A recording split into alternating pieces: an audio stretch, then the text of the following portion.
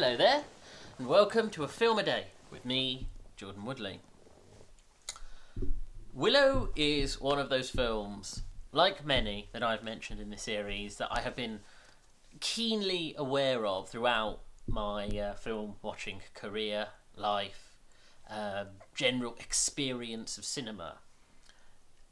And yet, whereas a lot of the films I've talked about previously are ones that I have, for whatever reason, missed, or, they are part of the Criterion collection, and therefore I've been sort of building up to watching them.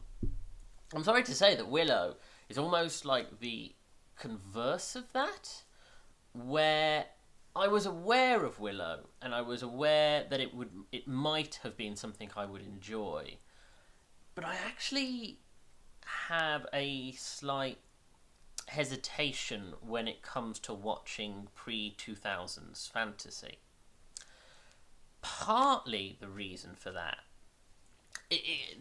there is a basic principle where when something has definitively conquered a type of storytelling, a genre, a narrative, and redefined it for the future generations of storytellers, there's always that fear of going backwards and going, I don't like what came before. There is a reason that it needed that revolution in storytelling.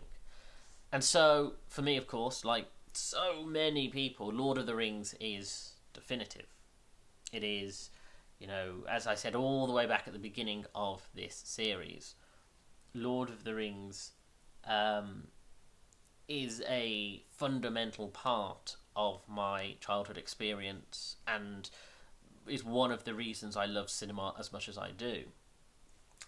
And I think the problem is when you have a film as perfect as Lord of the Rings that conquers the genre of fantasy in the style that it does, it's very hard to then watch things that or to anticipate the watching of films that you're expecting not to conquer that, or to sort of follow within the footprints of it. In regards of, if you look at something like Dark Crystal is telling a very different kind of fantasy storytelling to Lord of the Rings.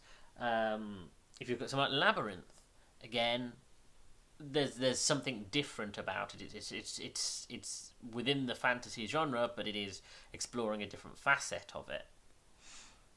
Willow is, it is within the umbrella of the high fantasy, classical, sort of old lore inspired dragons and elves kind of storytelling. And as I say, there's always that fear that were I to watch it, I would watch it with the perception of, well, Lord of the Rings will be around 20 years later to do this definitively. And so I was worried about watching Willow, and I always have been. In the same way that when I did watch Dark Crystal, I love Dark Crystal. I think it's a great film. But there are those reservations and caveats. And I've watched, heaps of bad fantasy films, things like the Dungeons and Dragons of the world, where you just think this is insufferably offensive to the genre and is representative of people's misunderstanding of fantasy and the capability of medieval-inspired fantasy storytelling. In fact, Willow is actually very good. Willow is... There's something very straightforward and clear about the storytelling style of Willow. The fact that, yes, it does follow your very straightforward hero's journey. You have Warwick Davis playing Willow, and he is very much, the community he comes from is very much a Hobbiton. It is a group of humanoid peoples who are shorter in stature, and he goes off, teams up with warriors and magic wielders, and goes on a journey to face off against something dark with a prophecy-based nature to it, and of course learns on his way to then return, having been changed by his experiences. It is fundamentals. It's the kind of story that you would point to if you were to teach a script writing class, because it covers those bases so clearly and so unerringly. But there's nothing wrong with that. Willow is a very sweet-natured story, and it isn't. You don't watch it with an eye to all thinking, "Oh, well, this is cheesy," or "Oh, this." The fear is that there's always going to be that slight sense of embarrassment when you watch pre 21st century fantasy, where everything will look a little bit hokey. But to the film's credit, it doesn't. It knows its limitations, and it knows how to create a sense of set building and realism to the world, but it doesn't try to be over ambitious with it. It knows how to place the characters in a way that you go, okay, I believe the world, I suspend my disbelief with this, I absolutely invested in these characters and the magic that exists.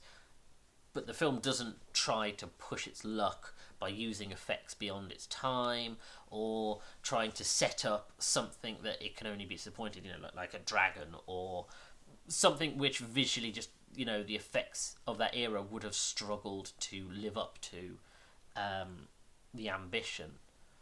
And so it is, it's very sort of medieval inspired, storytelling, where you have villainous queen figure who is a sorcerer, but it's very much swords and sandals, warriors with a fair amount of magic, but it's subtle. It's subtle, and it's it treats itself with a certain amount of discipline. And it is a good cast. I mean, Val Kilmer, I definitely think, is possibly the MVP of the film. I mean, Warwick Davis is excellent, but he is our point of view character, and it's very difficult to stand out when you are the point of view character. Whereas I think Val Kilmer, really, he has the opportunity to have range, and he plays your sort of roguish scoundrel character who has the biggest arc to learn to be a better man. And so you get that sort of sense of a character who he's Han Solo. It is a very Han Solo-esque character. But again, Val Kilmer gives his own brand of charm to it. And he's not an actor who I particularly ever had a great deal of... it's not that I haven't had time for him, but I don't think, Val Kilmer's in this, he will bring a certain quality to it. He's just an actor who I've come across in certain films and gone, that is who that is. He's never really come up on my radar with any great sense of import. But here he does have the right levels of charm, but also the cynical, jaded character. The love stuff with the villainous princess it doesn't quite work, mainly because the plotting of it is a little bit forced, and again, they don't really have much real estate to be able to make it a plausible romance. But with that being said, he carries it off, and again, you believe his turn, and when he becomes more heroic, and in the build up to the final fight. And so he definitely is sort of your key character, and the two of them are the two characters who you definitely invest in, and you think, yes, those are the characters I care about. Unfortunately, as I say, the villainous princess, I just don't feel like... I feel like there was an interesting sort of plot around her, and I don't know if they just didn't give her enough to work with, or the actress just doesn't embody enough of the story that she is given. It just never really came together for me. Whereas her mother, played by Jean Marsh, is good. She really does fill the space as a villain, and really, almost camps it up, but I think just in that right way that she fills the screen for any scene that she's in. And here it's a fun film. It's light. It's easy.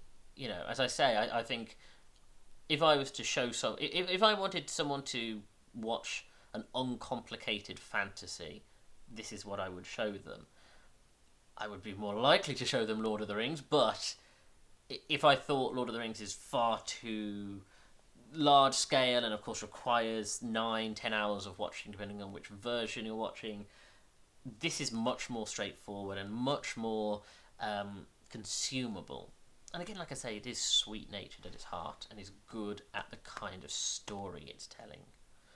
I don't, it's not going to be up there in my cinema experiences, but I'm not. The fear I had about watching it has been set aside, and I do think it is a film that I would happily put on again. But yeah, it's. I still think I have a certain fondness for Legend, partly because of Tim Curry, and I have a very vivid childhood memory of that film, and so it probably sort of floats around that area. But I think Legend probably just slightly outstrips it. But yeah. This is a fun, decent film. Anyway, thank you for joining me. If you like this video, hit the like button, comment below, and share the video, because this all helps in the algorithm. Subscribe to the channel and hit that bell to get notifications of when new videos are uploaded. Check out my back catalogue of over 200 videos, and follow me on Twitter at Jordan_Woodley, where I tweet about films and TV series, and I share these videos once they're uploaded to YouTube, either the day of or the day after. Thank you for joining me. Take care.